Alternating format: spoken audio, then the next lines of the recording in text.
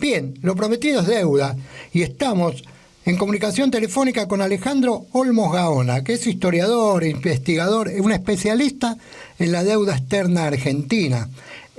Hola Alejandro, ¿cómo le va? Claudio Bevilacqua lo saluda, gracias por acudir al llamado del Paso Cambiado. ¿Qué tal, Claudio? Acá estoy.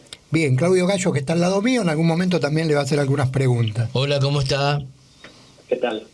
Bien, bueno, a ver, pegamos la confirmación de la operadora si se escucha bien, ¿todo bien? Perfecto.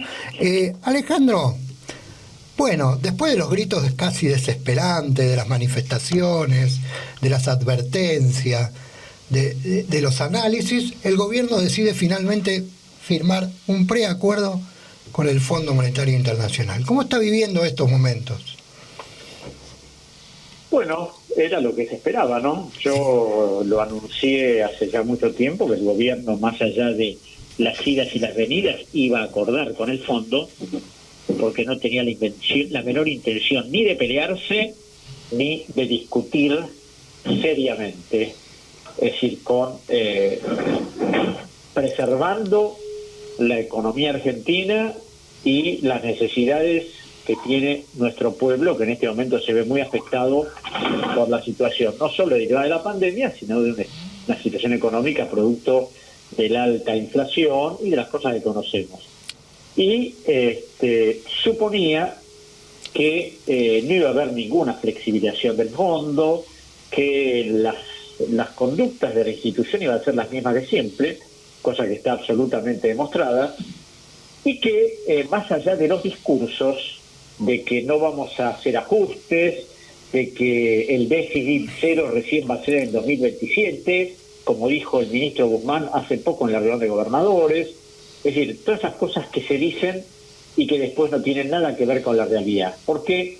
Porque ese déficit cero del 2027, que no se iba a bajar, el fondo le exigió que fuera en el 2025 y ahora va a ser en el 2025, más allá que este año el déficit no va a ser del 3%, sino va a bajarse al 2,5%, como quería el fondo, el año que viene al 1,9% y el de 2024 el 0,9%, o sea que las exigencias del fondo han sido respetadas escrupulosamente. Guzmán dijo que la negociación fue muy dura, y yo creo que no fue muy dura, y Máximo Kirchner lo ha explicitado claramente, ¿no? Es decir, no hubo una negociación dura. El fondo puso sus condiciones y el gobierno hizo uso habitual de la retórica para tratar de mostrar que no, que estaban discutiendo, que iban a conseguir, y finalmente consiguieron nada. Al contrario, es decir, el fondo impuso refinanciar la deuda a través de nueva deuda. El fondo le da al gobierno dinero para aumentar las reservas a través de nueva deuda, porque esos 5.000 millones de dólares que van a ingresar en las reservas del Banco Central es nueva deuda contraída con el fondo. Claro, aclaro que a mí no me extrañaba que en la primer nota enviada por Martín Guzmán y Miguel Pese, el presidente del Banco Central, al fondo en el 2020, claramente pedían asistencia crediticia, es decir, les pedimos plata. Claro. Esto es la realidad, más allá de los discursos, de que no... Pues claro, a mí lo que me llama la atención es que todos los que apoyan el acuerdo con el fondo se han largado a decir no hay ajuste jubilatorio, no hay ajuste laboral, pero esta gente tiene conciencia de la realidad. El ajuste jubilatorio ya se hizo. A través de un decreto del presidente se modificó una ley. Claro. Y esa ley modificatoria de las jubilaciones determinó que las jubilaciones en este momento tengan una menor incidencia a la que podía tener con la ley que fue en materia de piedras y de grandes escándalos. Claro. Lo llamativo es que, claro, terminan haciendo... O sea, fue toda una parodia esto de la negociación y demás, porque terminan accediendo a todo lo que pide el Fondo Monetario Internacional. Lo mismo pasó cuando se negoció, ¿se acuerda? Al principio del mandato de Alberto Fernández, que se negoció con los fondos privados y qué sé yo, pasó exactamente lo mismo, ¿no? Que estaban con el tira y afloje y al final terminaron pagando todo lo que pedían los empresarios, o acordando de esa manera. Lo que pasa es que el gobierno muestra victorias lo que no son sino derrotas, porque en el 2020, cuando se acordó con los fondos de inversión, es decir, hubo 4 ofertas del gobierno al que los fondos dijeron que no, y finalmente se terminó acordando, primero pateando la pelota para adelante, y en segundo lugar, si uno analiza las diferentes propuestas, se da cuenta que, es decir, los inversores se achicaron un poquito nada más y finalmente consiguieron todo lo que querían. En este momento pasa lo mismo con el fondo, pero lo más peligroso o lo más riesgoso o lo más complicado, más allá de esto del déficit cero, de que el fondo va a volver a mandarnos plata para aumentar las reservas, o sea, vamos a tener nueva deuda con el fondo, es que el fondo va a controlar la economía argentina, es decir, va a ejercer una especie de cogobierno económico a través de las revisiones trimestrales, la gente que está ya está instalada en el Banco Central y que cada 3 meses dirá, bueno, esto hay que hacerlo, esto no se hizo, esto está mal, es decir, algo que suponíamos que no lo íbamos a ver nunca más después que Néstor Kirchner le pagó al fondo y se desentendió definitivamente de él. Claro, sí, esa es una de las preocupaciones más importantes, ¿no? Y algo que debería, como gobierno, darles vergüenza. O sea, el que entiende poco entiende, yo no sé hacer las cuentas, entonces tiene que venir a hacérmela otro, en mi propia casa, ¿no? Más o menos lo entiendo así. Digo, ¿de qué se trata esa letra chica? Esa cuestión de que el fondo mande una comitiva cada 3 meses a decir, bueno, está bien, está mal, hacemos esto. No la manda. La comitiva va a estar instalada en el Fondo Monetario. Ah, está instalada acá. Sí. La comitiva va a estar instalada en el Banco Central, es decir, el staff técnico va a estar permanentemente monitoreando las cuentas públicas. Porque cuando Macri firmó el stand-by, se comprometió a que cada 24 horas informaba lo que pasaba con la política monetaria. En este momento, esas revisiones cada 3 meses, o sea, digamos que la opinión del fondo va a ser cada 3 meses, o lo que diga el fondo que hay que hacer o corregir va a ser cada 3 meses. Por ello van a estar trabajando todos los días en el Banco Central. Entonces, esa especie de cogobierno económico, además de afectar la soberanía argentina, es volver a la vieja dependencia que teníamos con el fondo y que supuestamente habíamos concluido. Claro, perfecto. Por otro lado, hay otro detalle, ¿no? Lo que uno puede hablar en este momento es lo que trasciende en los medios, lo poco que dijo el ministro Martín Guzmán, pero todavía no sabemos exactamente los puntos fundamentales que se acordaron, porque hasta que no vengan los documentos que van a ser sometidos al Congreso de la Nación, y no podemos saberlo.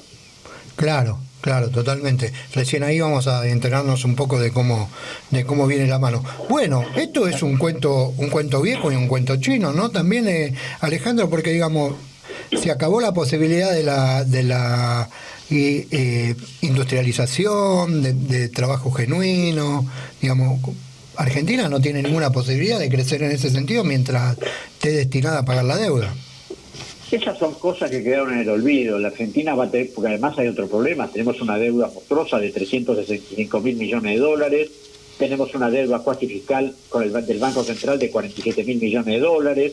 Es decir, realmente no sé cómo se va a pagar eso, porque además el ministro, en sus enunciados, son simples enunciados, habla de que vamos a crecer, de que vamos a desarrollarnos, en fin, planteate un panorama lleno de bonanzas. Lo que no dice es cómo se va a producir eso, ¿no? Claro. Cómo va a desarrollarse el país, cómo vamos a crecer, cuáles son los elementos, ya que planes económicos a la vista no hay, el presidente no cree en los planes económicos, entonces indudablemente me parece que el panorama es muy complicado y no tenemos a la vista elementos suficientes como para creer en ellos. Claro.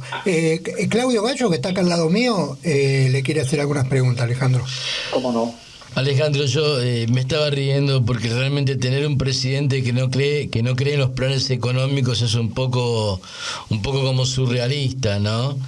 Un poco como demencial, digamos.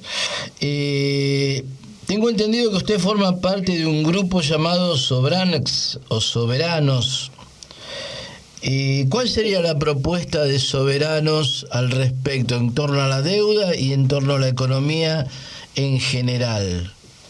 En principio, como está demostrado que el Fondo Monetario violó su convenio constitutivo, porque cuando le dio el préstamo a Macri no pidió las garantías necesarias que establece el artículo 1 de su convenio.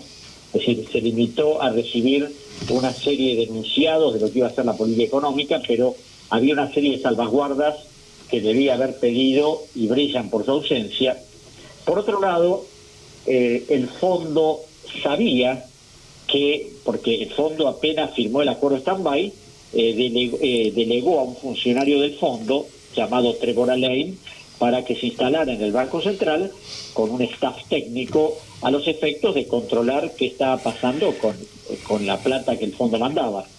Y cuando el fondo advierte que no se estaban cumpliendo los objetivos para los cuales fue dado el dinero, de acuerdo al artículo 5, tenía obligación de comunicarle al gobierno que diera explicaciones sobre lo que estaba pasando. Y si el gobierno no las daba o las daba de manera insuficiente, inhabilitarlo para recibir los recursos del fondo. Pero además, el artículo 6 del convenio constitutivo del fondo establece cuando el fondo advierte que se están fugando los capitales y se está utilizando los desembolsos del fondo para afrontar una salida de capitales, tiene que advertirle al gobierno que termine inmediatamente con la fuga, que ejerza los controles necesarios, y si el gobierno no lo hace, inhabilitarlo para recibir los recursos del fondo y eventualmente suspenderlo. Bueno, el fondo no hizo nada de eso. Entonces, desde Soberanos entendemos que esas violaciones del convenio constitutivo son consideradas por el derecho internacional actos ilícitos, y esos actos ilícitos deben ser reparados y el organismo que los comete hacerse cargo de ellos. Ahora, esto no es que lo digo yo ni lo dice Soberano, sino que lo dice la Comisión de Derecho Internacional de las Naciones Unidas cuando habla de que las acciones o omisiones de organismos internacionales son consideradas actos ilícitos. Entonces, como el Fondo Monetario tiene todas las inmunidades habidas y por haber, porque no puede ser sometido a juicio en ninguna parte del mundo, ni el Fondo como institución, ni sus gobernadores, ni directores, ni los funcionarios del Fondo, porque se ha permitido crear una estructura que lo blinda de cualquier cuestionamiento, claro. Pero a pesar de eso, el convenio sobre inmunidades y privilegios de los organismos internacionales, esa convención que se firmó en Nueva York en el año 1947, establece en el artículo 9, sección 32, que cuando existe algún conflicto o alguna diferencia entre un Estado y un organismo internacional, se puede pedir una opinión consultiva a la Corte Internacional de Justicia de La Haya. Es decir, que la Corte se expida sobre los incumplimientos del fondo. Eso obligaría, primeramente, a un llamado de atención al fondo de que no puede hacer lo que quiere, y, en segundo lugar, le hubiera dado margen al gobierno para negociar de otra manera. Es decir, o por lo menos, como por supuesto el procedimiento para eso es complejo y lleva su tiempo, el solo hecho de que el gobierno hubiera hecho una presentación así, le hubiera llamado la atención al fondo y hubiera dicho, esto puede resultar complicado. Pero claro, esta propuesta de Soberanos, que se presentó oficialmente el 20 de noviembre, además se le hizo llegar al presidente y a la vicepresidenta de la Nación, no tuvo la menor acogida por la presidencia y decidieron seguir negociando como siempre, ¿no? Perfecto. En el marco de todo esto, Alejandro, Máximo Kirchner presentó su renuncia a la presidencia del bloque de diputados del Frente de Todos. ¿Usted nos podría dar alguna opinión al respecto? No, yo sé que Máximo Kirchner desde siempre planteó sus objeciones, son públicas, de que no se podía acordar con el fondo a través de acciones de ajuste, de cesiones de soberanía, de que no, más allá de que él junto con los integrantes del bloque de diputados, muchos de ellos, es decir, por ahí pretendían cosas imposibles, que era un acuerdo a 20 años, el fondo jamás daría un acuerdo a 20 años, a lo sumo a 10, que es el que se arregló, pretendían que no se cobraran las sobretasas, y las sobretasas se van a cobrar. Entonces, claro, al ver que nada de lo que ellos pensaban que se podía hacer se hizo, y además al ver que el gobierno acepta una especie de tutoría del fondo, acepta las modificaciones del déficit planteadas por el fondo, y yo creo que una actitud responsable tenía que determinar que le tuviera que apartar y criticar el acuerdo. Ahora, el problema es que esto entiendo que genera un conflicto dentro del Frente de Todos, porque como el proyecto de acuerdo, el acuerdo con el fondo va a ir al Congreso de la Nación a ser discutido, es decir, hay que ver quiénes van a estar a favor y quiénes están en contra, ¿no? Yo creo que todo el bloque de Cambiemos, todos ellos van a apoyar Esper, Milei, por supuesto van a apoyar el acuerdo, porque ellos siempre están del lado de ese interés.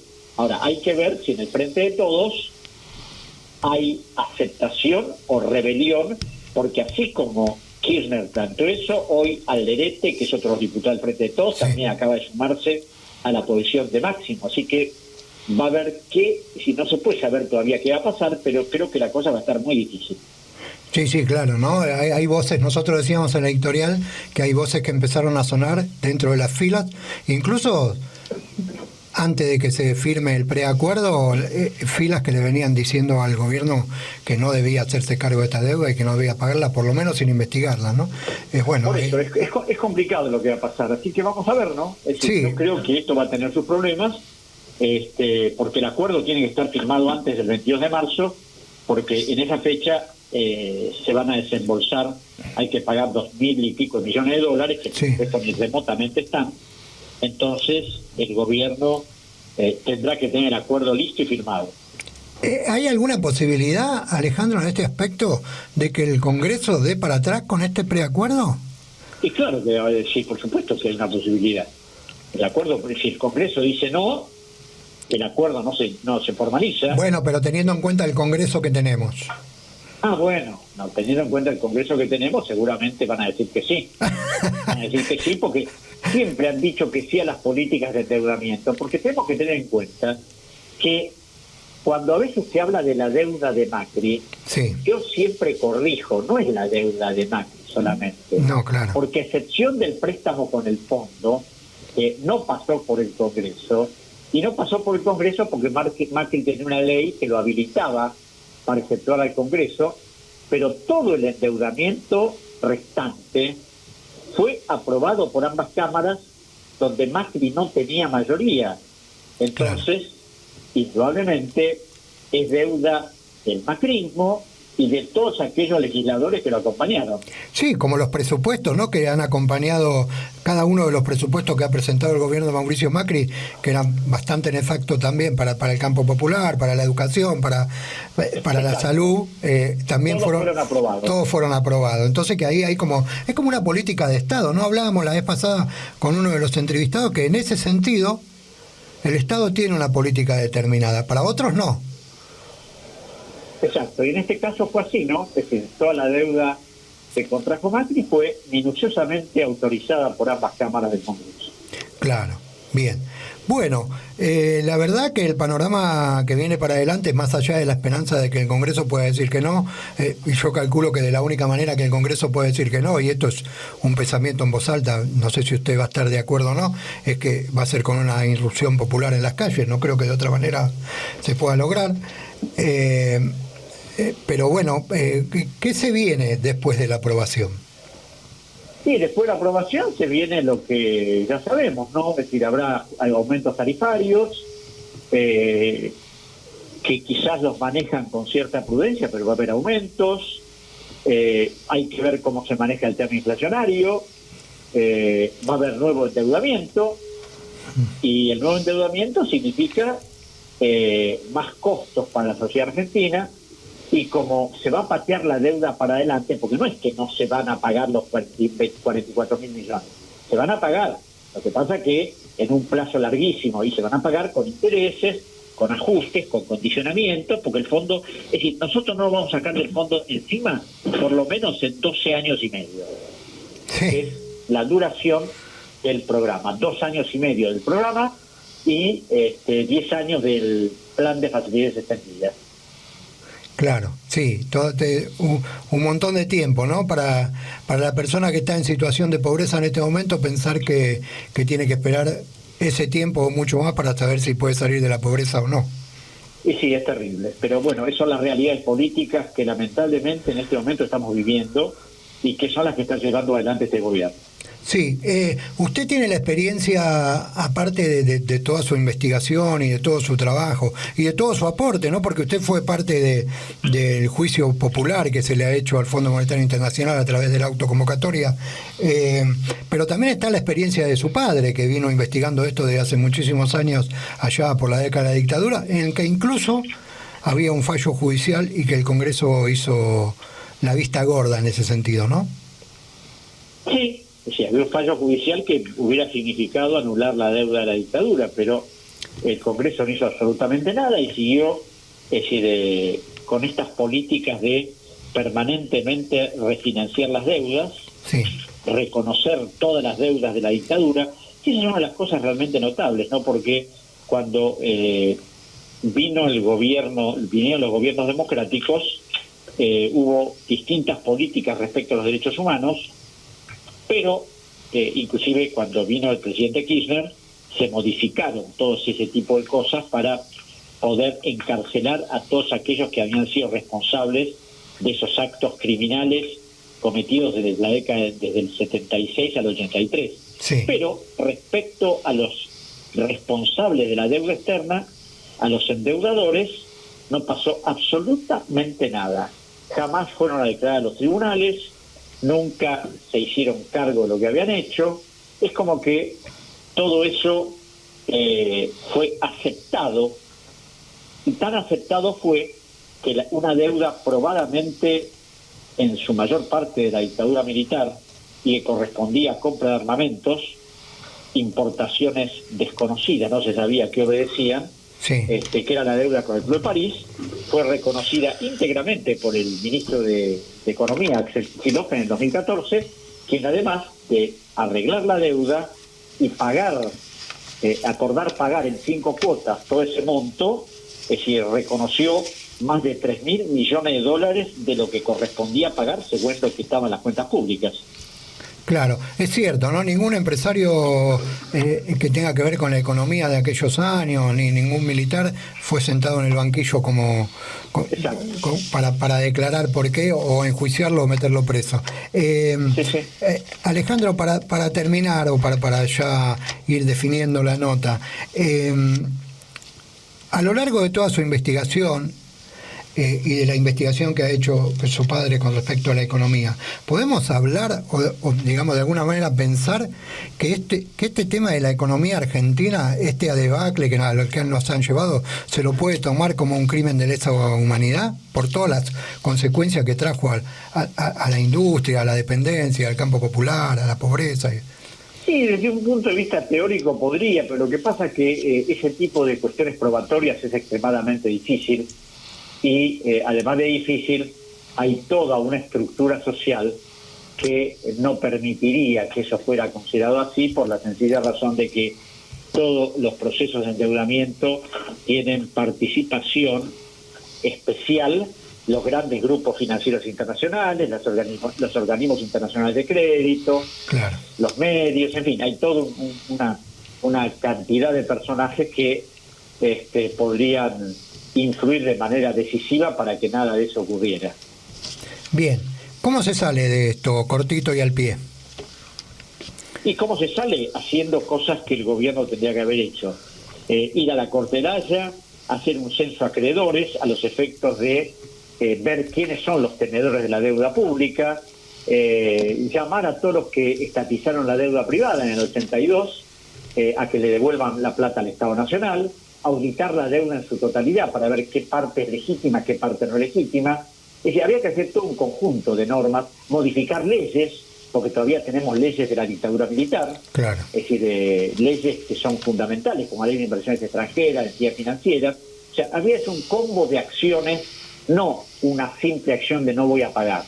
Pero claro, eso no es muy fácil, especialmente en un gobierno lleno de contradicciones y con muchas debilidades. Claro, bien. Alejandro, gracias por estos minutos que nos ha dado, gracias por acudir a este llamado y bueno, en algún momento a lo largo del año vamos a tratar de comunicarnos con usted nuevamente para ver cómo seguimos analizando esta situación que nos pesa tanto. Bueno, con mucho gusto, les mando un abrazo grande. Muchas gracias. Estuvimos hablando con Alejandro Olmos Gaona, que es historiador, investigador de la deuda externa y que tiene un trabajo muy interesante. También la tiene... ¿Estás ahí todavía, Alejandro, o te fuiste? Ay, se me fue. Bueno, iba a hablar de los libros de él. Bueno, una cantidad de libros que si lo buscan en internet están, que hablan de la economía, de la dependencia que se generó durante muchos años. Bueno, se nos escapó esa parte.